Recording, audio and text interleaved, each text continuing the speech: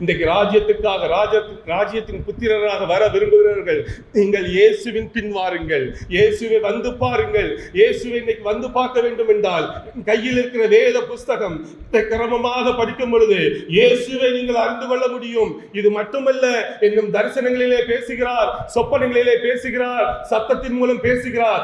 இந்த நாளிலும் ஆண்டவர் பேசிக் கொண்டிருக்கிறார். நீங்கள் மேசியாவை காண முடியும், நீங்கள் மேசியாவின் சத்தத்தை கேட்க முடியும், மேசியாவுடைய ஒவ்வொரு காரியங்களையும் அறிந்து கொள்ள முடியும்.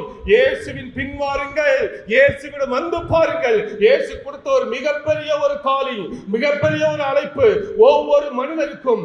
வந்து பாருங்கள். இன்னைக்கு வேதத்தை படிக்காத எத்தனையோ கிறிஸ்தவர்கள் உண்டு. நான் சொல்லுகிறேன், இந்த வேதத்துக்குள்ளே வந்து பாருங்கள்.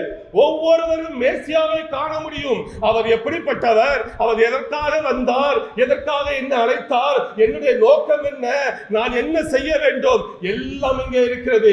நீங்கள் மேசியாவை காண முடியும்.